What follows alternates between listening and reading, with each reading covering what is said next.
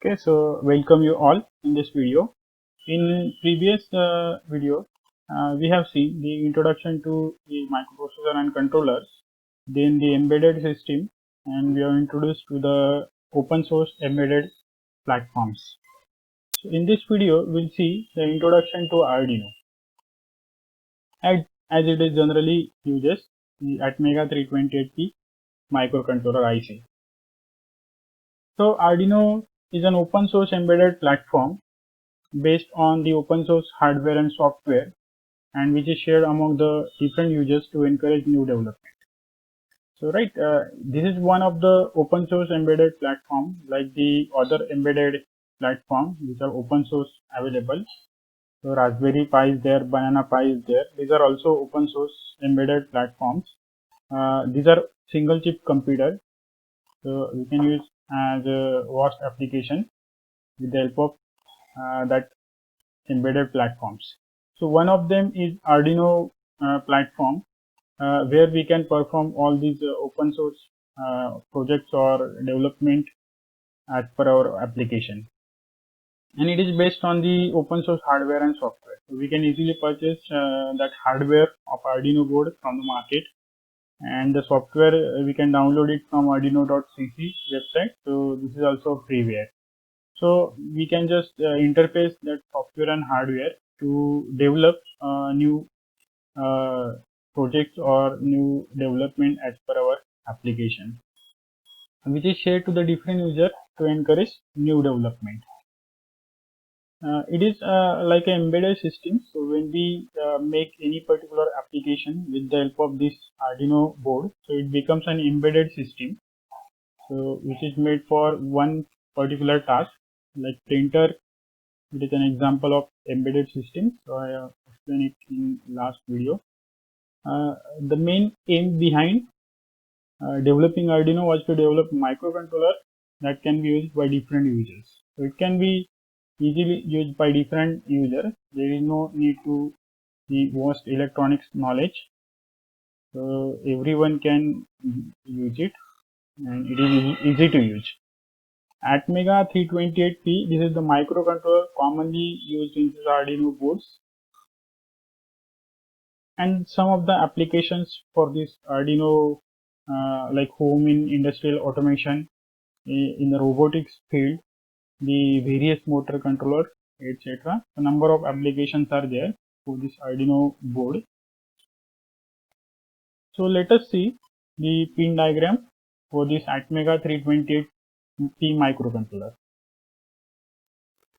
Basically, this microcontroller is 28 pin semiconductor IC.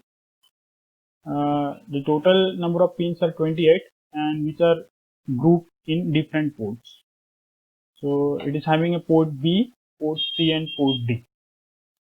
So these three ports are divided with some number of pins. So port B is having PB0 to PB7. You can see here PB0 to PB7. So this is an 8-bit bidirectional port. So there are 8 number of pins. So it will be a bidirectional port. So it can be either input or output. It is called bidirectional port. Similarly, port C, PC0 to PC6, which is a 7-bit bidirectional port, and port D, PD0 to PD7, it is again an 8-bit bidirectional port. So there are total 23, 8 plus 7 plus 8, 23 programmable input-output pins are available, where we can connect input-output devices. So here we can see the number of pins are arranged in these groups. All these pins are digital input output. So here we have mentioned the bidirectional port. That means these pins are connecting for digital input output. Apart from that, there is also the analog input pins, which is for port C, PC0 to PC5. These are 6 analog input pins, so that we can connect any analog sensor on our analog devices to these pins. As ADC is inbuilt in this microcontroller, so analog input pins are also available to connect here. So there is again the supply pin VCC. So it requires 5 volt supply, So it will be given with the help of this VCC pin. Then some ground pins are available at one side, another side also. Then AVCC, which is an analog voltage, and A reference, which is an analog reference.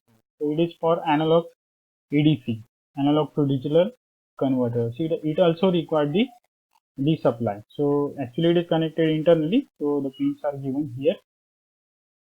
Again, there are some pins which are having multi-function, like PCC, which is having a reset function also.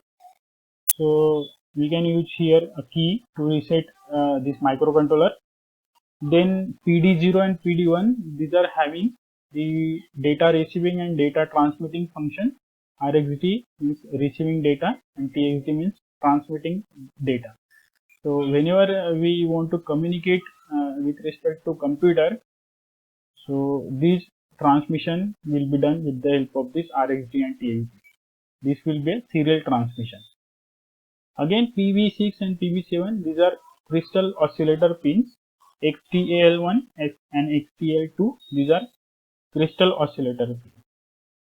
So here, as we see, 23 programmable input-output pins are available, but when we exclude reset and these crystal oscillator pins, so these 3 pins will exclude, then we have total 20 pins available to connect input-output devices. So because reset function is necessary, and also crystal oscillating, that is clock generation, is also necessary to perform the particular task or to run the program. So it is necessary. So we cannot use that pin for connecting external devices. So these are having multi-functions. So this is the pin diagram for this microcontroller Atmega 328P. Then we'll see the actual hardware of this Arduino Uno. So this is the hardware, ready to use hardware for this Arduino board. It is called Arduino Uno. So it is an entry level Arduino board. Let us see the different components on this board and their function. So the main IC, which is a Atmega 328P microcontroller IC, 28 pin IC, it is used here. Then this IC required plus 5 volt supply. So this will be given with the help of this power supply module. So it will convert this 7 to 12 volt DC into 5 volt DC. So it will regulate the output voltage to 5 volt. So regulator is there, some capacitors are there to filter out the ripple, and this is a female 5 mm jack. So we can connect the DC adapter here. Then the next part is the crystal oscillator. So this crystal oscillator is used to generate the clock pulses, which is often required to execute the instructions or program which is loaded in this microcontroller. So this oscillator is often required. So generally the Quartz crystal oscillator is used here. Then the next part is this USB, which is a USB B port, or we can say mini USB port. So with the help of that USB to mini USB cable, we can connect this Arduino board to the computer. So mini USB cable will be required, and here the microcontroller which is used to make a serial communication between this microcontroller Atmega and our PC or laptop. So it will make that communication. So to indicate the data transmission, there is a LED TX, and to receive data from the external peripheral or computer, there is a RX LED. So TX and RX, these are the LED which will blink whenever the data transmitting and receiving. Another LED is there, L, which will be the built-in LED, which is always connected to pin number 13 to test this Arduino board. So we can simply program for this LED. Then we have here a key, which is a reset button. We can reset this microcontroller with the help of this key. Then LED on indicator is here, and some of the registers which are present here. The black part is the register. This part is the ICSP in circuit serial programming. So we can connect multiple Arduino boards in series whenever our application is host, or we have to connect multiple Arduino boards. So we can connect the output of this Arduino board to the input of next Arduino board at that point. Again, from that next Arduino board, from this point to their next Arduino board at this point. So likewise, so it will be connected in series. So what happens when we program first Arduino board? There will be a programming done in the consequent Arduino boards. So this is what simply we have to connect a single Arduino board, and the remaining board which are connected in series through this ICSP pin, that boards will get programmed. So that is what the purpose of this ICSP. And the last we have the various pins to connect the external devices. So these are the pins 0 to 1, 2, 3, 4 up to 13. Ground is there. Then this side we have supply pins are there. This side we have Arduino, analog input pins are there. So this should be input only. So analog input pins are there, A0 to A5. These digital input output pins 0 to 13 are there, and these are the supply pins. So here you can see V input supply, some grounds are there, 5 volt, 3.3 volt supply is there, and reset function is there. So 5 volt supply and 3.3 volt supply is available here. So we can connect external sensors, and that sensor required the 3.3 volt or 5 volt supply. So we can take that supply from here. So it is available for connecting external device. Right. The maximum current rating will be 200 ampere for this 5 volt pin. Again, there is having the PWM pin, which is 3, 5, 6, 9, 10, 11. So these are the PWM pins. That means pulse width modulations. So we can use this pin for controlling the speed of motor or dimming purpose. We can modulate the pulse width and the output voltage will get changed. So these are the components present on this Arduino board, the various components and their functions. Now let us see the features of this microcontroller or the Arduino board. So it is a 28 pin AVR microcontroller.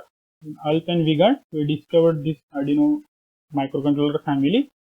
Then it is a high performance, low power 8-bit microcontroller family, which works on 8-bit.